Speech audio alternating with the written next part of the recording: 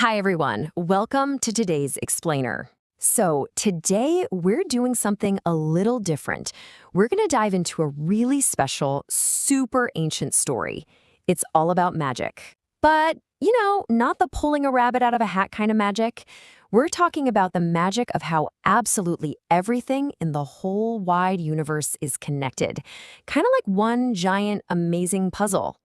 Have you ever just stopped and wondered, what is the universe actually made of? I want you to try something. Close your eyes for just a second. Picture the glowing stars way, way out in space. Now, think about the dirt in your backyard or the tall trees you see every day. Okay, now think about your own body. What if I told you that you, those big trees, and those distant stars are all made of the exact same magic? No way, right?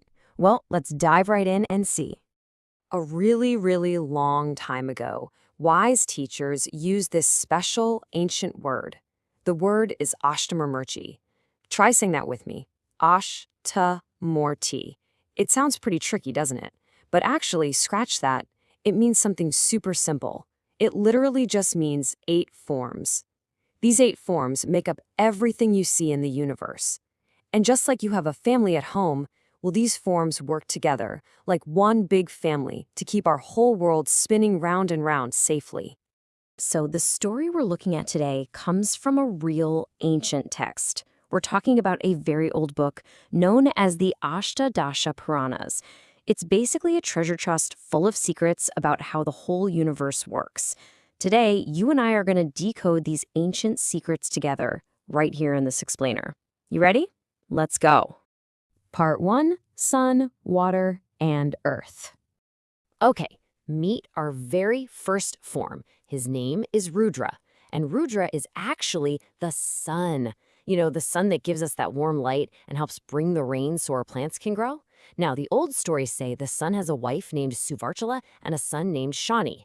Moving on, our second form is Bhava, and Bhava is water. Water is, well, absolutely crucial, right? Because it holds up all the life in the entire world. Water's wife is Uma, and his son is Shukra. So basically, the sun and water are alive and have their own little families, just like us. Now say hello to our third magic form, Sharva.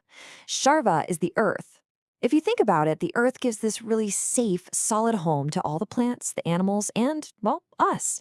But here's a really cool secret. Just like the earth gives a strong base for big trees to stand tall, your very own bones give a strong base for your body. It's like the earth is the bones of the world. Sharva's wife is named Vaikeshi, and his son is Angarakudu. All right, part 2, fire, air, and space. So magic form number 4 is Pashupati. Pashupati is fire. But hold on, I don't mean a hot campfire that you roast marshmallows on. I'm talking about the warm, totally invisible fire inside your tummy. Imagine you just ate a really yummy meal, maybe your favorite pizza or noodles. That inner fire, Pashupati, helps digest your food and turns it into energy so you can run around and play. His wife is Swaha Devi, and his son is Skanda. So the next time you eat something delicious, just remember that little magic fire working inside you. The really crucial point here is that this magic isn't just floating around outside, it's right inside you. Let's try something. Everyone, take a big, deep, slow breath in and let it out. Good job. That breath, that's our 5th form, Ishwara. Ishwara is the air. The ancient book actually tells us there are 5 magical winds that live inside your body, moving around every single day to keep you alive and healthy. Air's wife is Shiva, and his son is Manojava. Okay, time for form number 6. This one is called Bhima. Bhima is space. Think of the giant, empty blue sky high above you. That's Bhima. But guess what? There are also tiny empty spaces inside your own body, too. Like, the empty space inside your nose when you breathe? Or the little spaces in your ears? Yep, that's Bhima too. The ancient text says his wife is the 10 directions. Think north, south, east, west, and all the others. And his son is Swargu, which actually translates to heaven. Part 3, the soul and the moon. Now we have form number 7, Ugra. Ugra is the inner soul. Now, you might be wondering, what exactly is a soul? Well, it's kind of like the invisible master hiding inside you. It's your own special inner spark that makes you, you. It's super quiet, but it's always right there, keeping you bright, alive, and happy. Ugra's wife is Diksha, and his son is Santana. And finally, our 8th magic form is Mahadeva. Mahadeva is the gentle, glowing moon you see in the night sky. But the moon actually does a very special job for us. The old stories say the moon is the gentle lord of all the healing medicines and plants on Earth. So when you get sick and you have to take medicine to feel better, that healing power actually comes from the magic of the moon. His wife is Rohini and his son is Buddha. Part 4. The lesson of connection.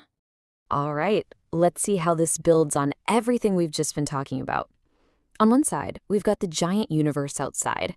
It has the glowing sun, the gentle moon, and endless space. But on the other side, we have the tiny universe inside you.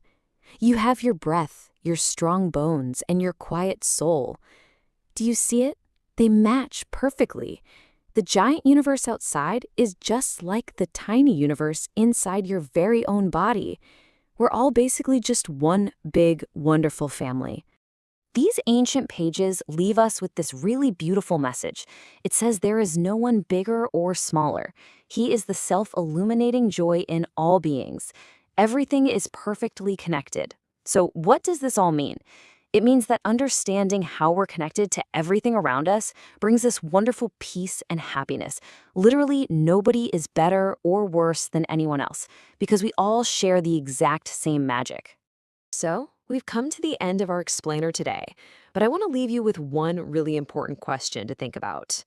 Now that you know you are completely connected to the earth beneath your feet, the sun in the sky, and the moon that heals, how will you treat them today? Will you be kind to nature? Because remember, being kind to nature means being kind to yourself. Thanks so much for joining me today, guys, and keep looking for the magic all around you.